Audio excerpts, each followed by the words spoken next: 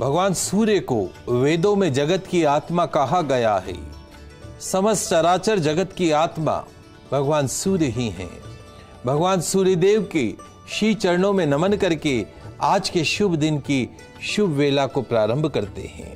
इसके सभी दर्शकों का मैं राज ज्योतिषी पंडित मुकेश शास्त्री हार्दिक अभिनंदन करता हूं, स्वागत करता हूं। आप सभी दर्शकों के ऊपर भगवान श्री हरि का, माँ लक्ष्मी का, माँ बगलामुखी का, भगवान सूर्यदेव का आशीर्वाद और कृपा दृष्टि हमेशा बनी रहे। आप सभी का कल्याण हो।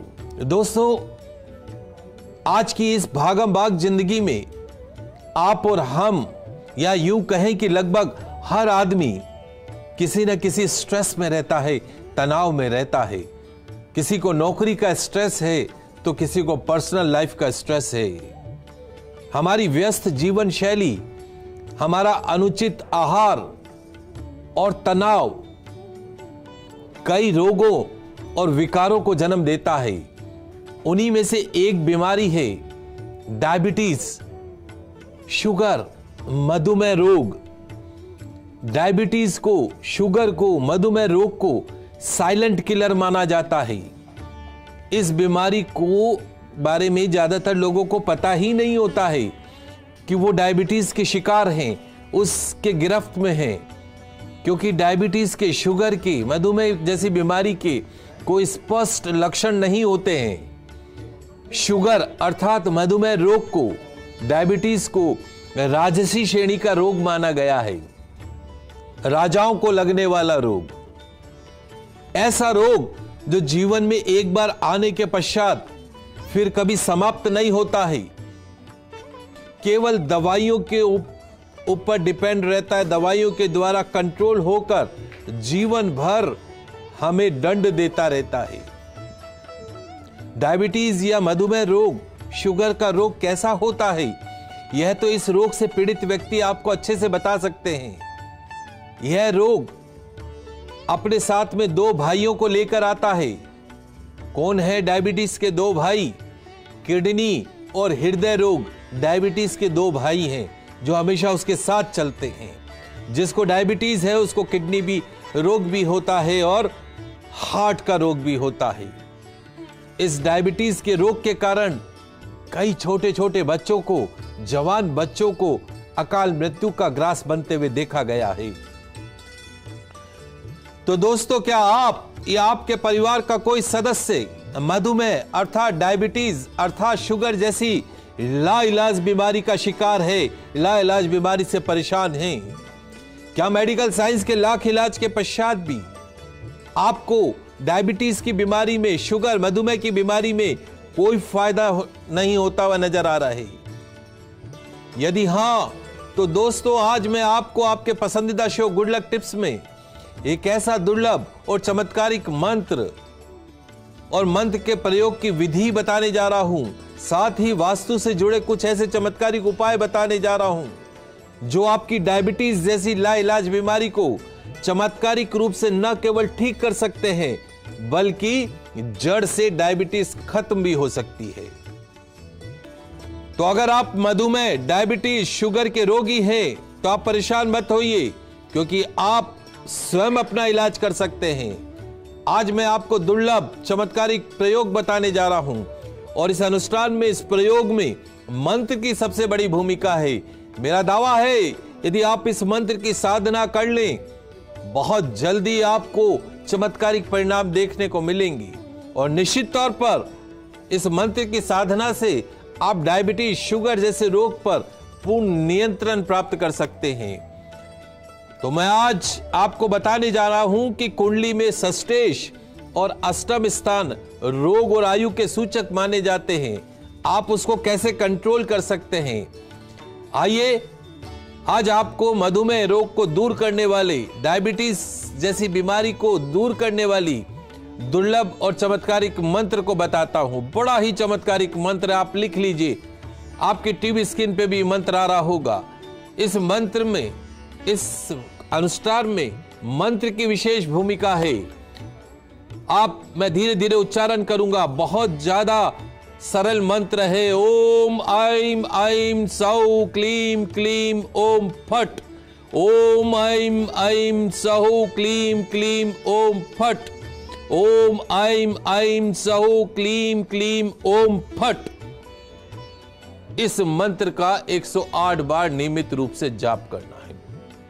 ओम ऐं ऐं सौः क्लीं क्लीं ओम फट। वापिस सुन लीजिए। ओम ऐं ऐं सौः क्लीं क्लीं ओम फट। ओम ऐं ऐं सौः क्लीं क्लीं ओम फट। बड़ा ही सरल मंत्र है। इस मंत्र का 108 बार नियमित रूप से जाप करें।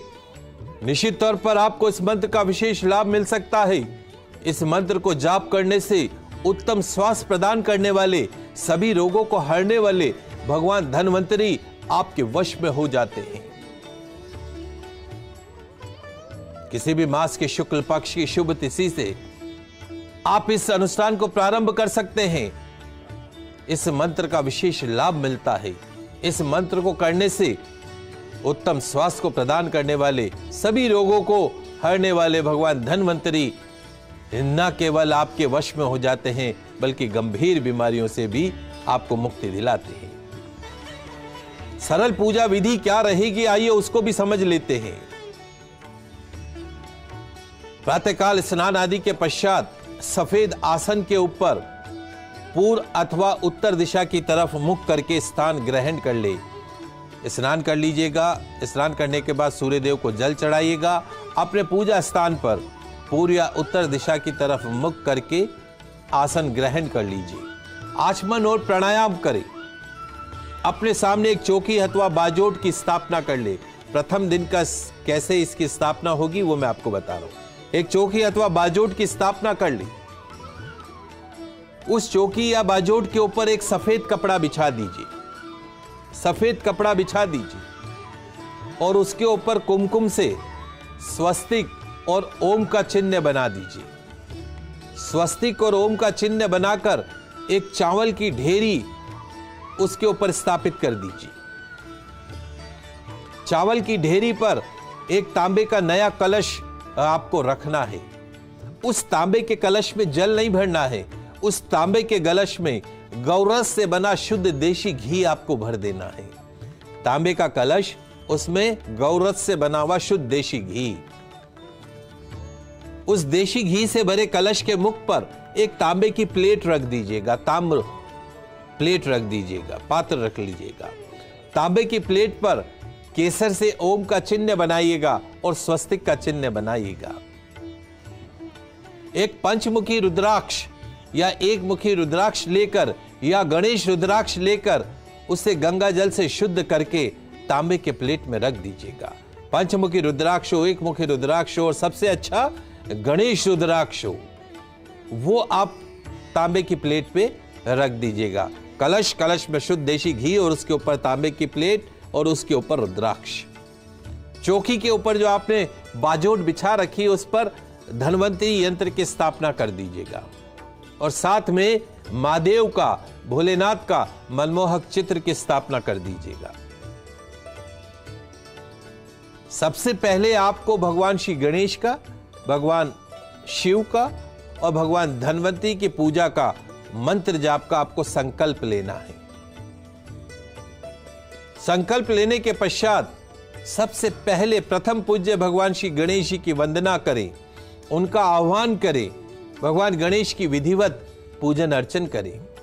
तो भगवान गणेश जी का आह्वान करने के पश्चात आपको मां जगदंबिके, मां जगत जननी, मां राज राजेश्वरी की वंदना करनी है, उनका आह्वान करना है और माता जी की विधिवत पूजन अर्चन करनी है।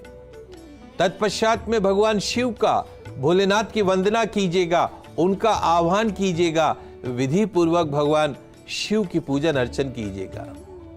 इसी प्रकार सभी रोगों को हरने वाले भगवान धन्वंतरी की पूजन अर्चन का संकल्प कीजिएगा, उनका आह्वान कीजिएगा। धूप दीप नैवेद्य अर्पण कीजिएगा, पान सुपारी फल अर्पण कीजिएगा, नारियल अर्पण कीजिएगा, पुष्प अर्पण कीजिएगा, सुगंधित इत्र अर्पण कीजिएगा, वस्त्र आभूषण अर्पण कीजिएगा, दक्षिणा इत्यादि अर्पण कीजिएगा। पूजा अर्चना के पश्चात में आपको मंत्र का जाप करना है। प्रतिदिन कम से कम 108 बार उस मंत्र का आपको जाप करना है। जाप के पश्चात आरती कीजिएगा, पुष्पांजलि कीजिएगा, क्षमा प्रार्थना कीजिएगा और अंत में गंभीर बीमारी से मुक्त सुंदर शरीर बना रहे ऐसी मंगल कामना कीजिएगा। यह प्रयोग शुक्ल पक्ष से प्रारंभ करना है, शुभ तिथि से, और लगातार 40 दिन तक करना है। ध्यान रखिएगा, 40 दिन लगातार ये आपको अनुष्ठान करना है। 40 दिन बाद अपने अनुष्ठान की पूर्ति के लिए मंत्र जाप का दशांश हवन कीजिएगा। 108 मैंने आपको बताए हैं, आप ज्यादा भी कर सकते हैं, यथाशक्ति आप जाप करते जाइएगा। 40 दिन पश्चात में हवन करवाइएगा, अपने घर में ब्राह्मण भोजन करवाइएगा, कन्या भोजन करवाइएगा। पूजा में जो रुद्राक्ष रखा था उस रुद्राक्ष को लाल या काले धागे में अपने गले में धारण कर लीजिएगा। तांबे के कलश में जो शुद्ध देशी घी भर के रखा था उस देशी घी को अपने प्रतिदिन के भोजन में थोड़ा थोड़ा सा प्रसाद के रूप में ग्रहण कीजिएगा। कलश में जो आपने घी भर के रखा था उस घी को प्रतिदिन थोड़ा थोड़ा सा प्रसाद के रूप में ग्रहण करना है। इस प्रकार यह अनुष्ठान संपूर्ण होगा। इस विधि से संपूर्ण पूजा पाठ करने से, गले के अंदर गणेश रुद्राक्ष धारण करने से निश्चित तौर पर आपको डायबिटीज, शुगर, मधुमेह की बीमारी में चमत्कारिक परिवर्तन देखने को मिलेंगे। आपकी जो दवाइयों के ऊपर जो डिपेंडेंसी है, इंसुलिन इंजेक्शन पे जो डिपेंडेंसी है, वो आपको खत्म होती हुई नजर आएगी। करके देखिएगा और हमें भी बताइएगा लाभ कितना होगा। तो दोस्तों, क्या आप जानते हैं कि वास्तुशास्त्र के अनुसार आपके घर का दक्षिण पश्चिम का कोना, आपके घर का दक्षिण पश्चिम का कोना अर्थात नैऋत्य कोण, साउथ वेस्ट कॉर्नर जिसको हम बोलते हैं, वो ही डायबिटीज जैसी बीमारी का जनक बनता है, शुगर जैसी बीमारी का जनक बनता है। तो आज मैं आपको बताऊंगा कि आपके घर में नैऋत्य कोण में, साउथ वेस्ट कॉर्नर में दोष होने से किस तरीके से डायबिटीज, शुगर, मधुमेह आपके घर में, आपके शरीर में बड़ी आसानी से प्रवेश कर जाती है। साथ ही यह भी बताऊंगा कि इस दोष से कैसे बचा जाए। आपके घर का दक्षिण पश्चिम का कोना अर्थात नैऋत्य कोण में यदि कुआं है, जल बोरिंग किया हुआ है, वहां पे जल का स्थान है, अंडरग्राउंड पानी का टैंक है, सेप्टिक टैंक है, अगर साउथ वेस्ट कॉर्नर के अंदर खड्डा है, दक्षिण पश्चिम कॉर्नर में आपने पानी का टैंक बना रखा, अंडरग्राउंड बोरिंग कर रखी है या सेप्टिक टैंक बना रखा है, तो निश्चित तौर पे उस घर के सदस्यों को मृत्यु तुल्य कष्ट का सामना करना पड़ता है। उस घर में रहने वाले सदस्यों को लाइलाज बीमारी, कैंसर, डायबिटीज, सर्वाइकल, आर्थराइटिस जैसी बीमारियों का सामना करना पड़ता है। यदि आपके घर के साउथ वेस्ट कॉर्नर में खड्डा है, तो बेसमेंट है या पानी की बोरिंग है या अंडरग्राउंड वाटर टैंक है, सेप्टिक टैंक है, बंद कर दीजिएगा, उसको तुरंत प्रभाव से बंद कर दीजिएगा। यदि आप बीमारियों से बचना चाहते हैं तो भूल कर भी घर के साउथ वेस्ट कॉर्नर पे खड्डा नहीं बनाए, बोरिंग नहीं लगाएं, अंडरग्राउंड वाटर टैंक नहीं बनाएं नैऋत्य कोण में। दूसरा, अगर आपके घर के अंदर गार्डन है और नैऋत्य कोण में बहुत ज्यादा हरियाली है, बगीचे हैं, पेड़ पौधे हैं, तो भी शुगर जैसी बीमारी बढ़ती है, डायबिटीज जैसी बीमारी का जनक बनता है। आपके घर का जो नॉर्थ साउथ वेस्ट कॉर्नर है, नैऋत्य कोण, वहां पे कभी बगीचा नहीं होना चाहिए। आपके घर का नैऋत्य कोण का बढ़ना या घटना, दोनों ही हालात में बढ़ना या घटना नैऋत्य कोण का डायबिटीज जैसी बीमारी को आमंत्रित करता है। यदि आपके घर का दक्षिण पश्चिम का कोना नैऋत्य कोण नीचा है, हल्का है, तो डायबिटीज के रोगी उस घर के सदस्य बनते अत्यंत घातक माना जाता है। ध्यान रखिए दोस्तों, आपके घर का जो नैऋत्य कोण है, साउथ वेस्ट कॉर्नर है, वो बाकी सभी कोणों से, ईशान कोण से, वायव्य कोण से आग्नेय कोण से नैऋत्य कोण हमेशा ऊंचा होना चाहिए, भारी होना चाहिए। South west corner should be heavy, ये ध्यान रखिए। बाकी सभी कोणों से ज्यादा भारी और ऊंचा होना चाहिए नैऋत्य कोण। यदि नहीं है तो करवा लीजिएगा।